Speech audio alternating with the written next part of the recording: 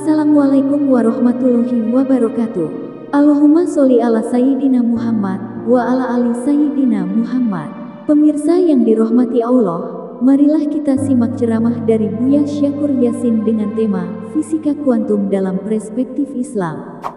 Sebelumnya marilah kita perbanyak sholawat minimal 1000 kali sehari, agar hidup kita penuh barokah dan mendapatkan syafaat kelak. Jangan lupa berikan dukungan kepada channel kami dengan memberikan super thanks seikhlasnya. Marilah kita doakan semoga almarhum Buya Syakur Yasin diberi tempat terbaik di sisi Allah dan amal ibadahnya diterima. Amin ya robbal alamin. As-sabihati fil fada'i kal haba'ah. Bumi ini, hiya tilka dzurrah, adalah merupakan atom, seperti satu butir atom, as-saghirati, yang kecil sekali, as-sabihati, yang mengapung beterbangan, fil fada'i, di cakrawala ini, kal haba, seperti debu. Bumi ini yang kita lihat besar, kalau kita memotretnya dari alam semesta yang lebih luas lagi, bumi kita ini seperti satu butir atom yang sangat kecil yang tidak dapat dilihat oleh mata. Dia hanya seperti debu-debu yang beterbangan itu. You know? Bayangkan, atom ini kayak apa sih? Tidak bisa dilihat oleh mata. Dan sampai sekarang dan selanjutnya saya menduga tidak mungkin orang bisa membuat mikroskop yang super canggih yang bisa membesarkan atom sehingga mata kita bisa tajam melihat butiran atom. Tidak mungkin dalam waktu dekat ini. Mungkin sekian miliar tahun lagi saya menduga sulit untuk membuat mikroskop seperti itu. Karena sangat kecilnya atom. Karena sangat kecilnya dan sangat tidak bisa dilihat. Ya kan? Maka hal-hal yang menyangkut tentang keatoman disebut dengan fisika partikel atau fisika kuantum. Mekanikanya menggunakan mekanika kuantum. Salah satunya adalah menggunakan teori relativitas.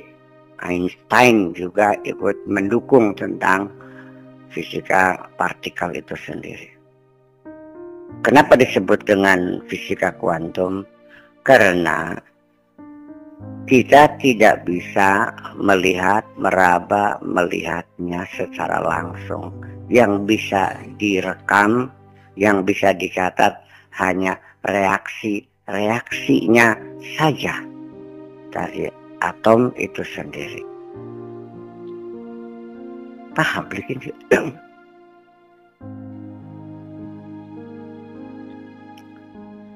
Ini atomnya ya. Inti atomnya lebih kecil lagi. Proton itu inti atom, ya kan begitu?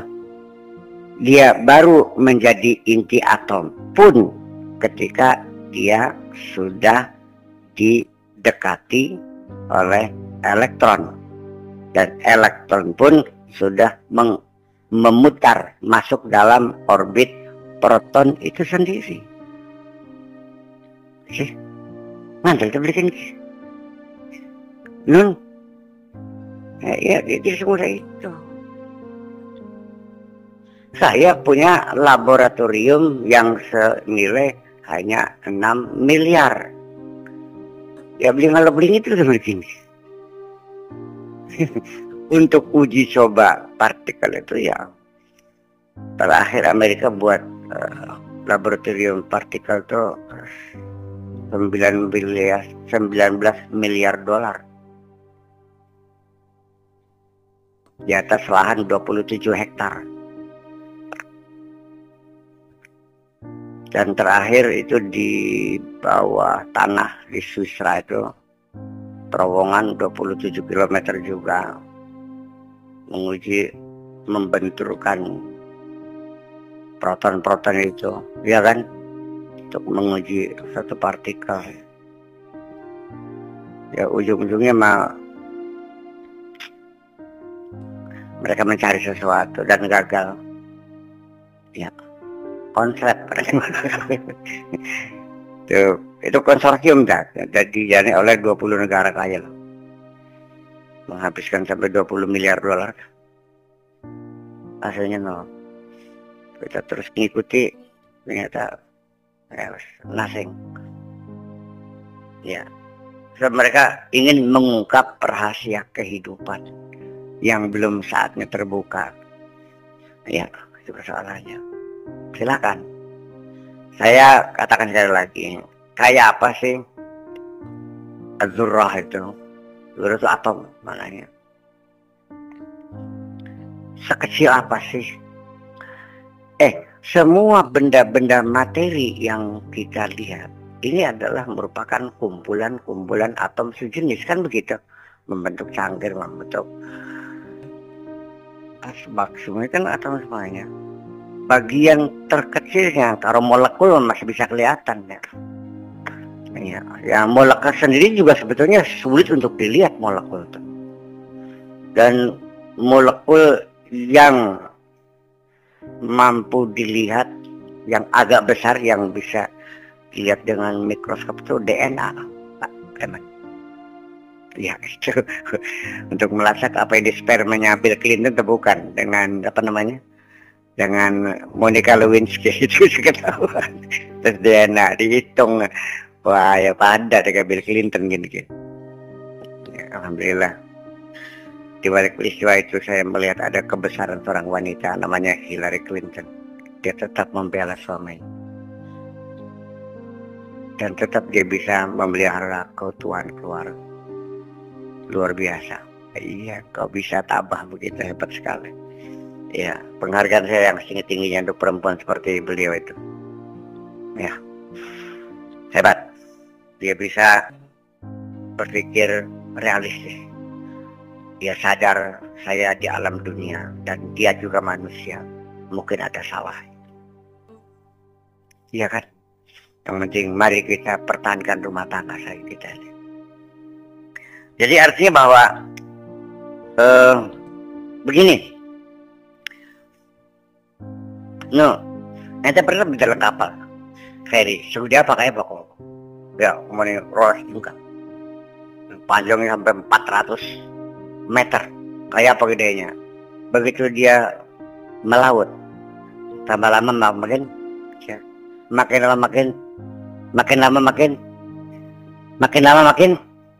nggak kelihatan, sampai pada batas kemampuan mata kita memandang. Dan kalau sudah nggak kelihatan, yang ada hanya warna biru. Warna biru itu adalah sebagai batas kemampuan mata kita memandang. Jangan-jangan ya ini masih disebut atom, masih ada. Mungkin bahwa bumi yang kita duduk ini, ketika kita potret dari galaksi Bima Sakti saja, itu merupakan planet yang nggak kelihatan mata. Ya, saking ciliknya. Saya ulangi lagi.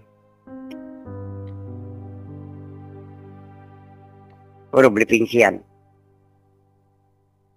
Berapa triliun atom yang saling mengikat di situ. Iya kan begitu. Satu atomnya itu, ya kalau pengen kelihatan ya pincannya dikit kenapa tinggal segede bumi. Nanti kan dalam segede kelenteng. Kelenteng dia, itu atom, belum inti atom. Baru inti atomnya, pengen tahu proton sebesar apa, elektron kayak apa, Ya kelendangnya digede kenamanya ya asa bal sing kira-kira diameternya 200 km. Nembe kedeleng segede awu. Ya seperti itulah kira-kira. Bahwa artinya termasuk engkau yang merasa dirinya besar di dalam bumi yang sudah tidak kelihatan mata ini, that you are nothing. Ya kan, itu artinya subhana rabbika rabbil izzati amma yasifun. Maha sucilah kebesaran Allah amma yasifun, dari apapun engkau menciptakan kehebatan Allah. Mangsa tutuga tetap lebih hebat dari apa yang kamu ceritakan. Dan tidak akan ada seseorang pun yang bisa bercerita tentang kehebatan Allah. Karena orang bercerita pun dalam keterbatasannya. Paham bikin ya? Keterbatasan bahasa, keterbatasan ekspresi, keterbatasan imajinasi. Artinya di luar kemampuan manusia menjelaskan. Subhana rabbika rabbil izzati amma yasifun. Pokoknya kita bicara alam semesta, masih alam saja. Itu belum sang pencipta, kita sudah kehabisan kata-kata. Iya kan? Kita menceritakan alam semesta saja sampai pada batas saya tidak mampu lagi menjelaskannya. Betapa panas matahari itu. Satu kali ledakan bisa berlangsung sekian puluh tahun memanasi tata surya ini. Bukan alam semesta ya, tata surya. Menghamburkan energi, gelombang panas, elektromagnetik. Iya kan? Iya kan begitu? Dan termasuk spektrum optik. Kalau tidak dihadang-hadangi dengan selimut bumi, atmosfernya, lapisan ozonnya dan sebagainya, kayak kita terpanggang semuanya. Termasuk juga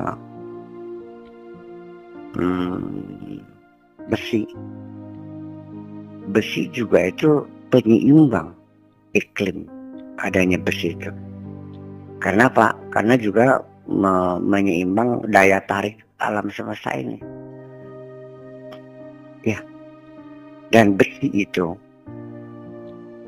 di dalam Al-Qur'annya wa anzalnal hadida. Jadi para penafsir terlalu lancang atau mungkin terlalu simpel, dan kami ciptakan besi. Karena anzalna bimana khalaqna. Ternyata tidak. Anzalna itu adalah lafaz hakiki. Memang Allah menurunkan besi. Bahwa besi itu terjadi di bumi ini, bukan proses alami di bumi ini. Tapi dia adalah merupakan meteor-meteor luar di bumi yang menghantam bumi pada proses kejadian alam semesta. Jadi Al-Quran luar biasa. Makanya saya bilang saya semakin yakin sama Allah itu. Iya, ya Firman ya. Nah, bumi itu bukan dari proses alami di bumi ini. Memang dia benda di luar bumi dan merata. Dan boleh dikatakan bahwa besi itu berada di mana-mana. Hampir menyelimuti. Logam yang paling banyak ya adalah besi. Ya, bahwa besi itu mempunyai kekuatan yang luar biasa. Bukan hanya sebagai persenjataan kita dalam perang, tapi juga membentengi bumi kita dari daya tarik magnetik dengan planet-planet yang lain. Nah ini sesungguhnya kan ilmu terus berkembang, ya kan begitu. dan itu masih dalam wilayah kemampuan yang bisa dijangkau oleh manusia.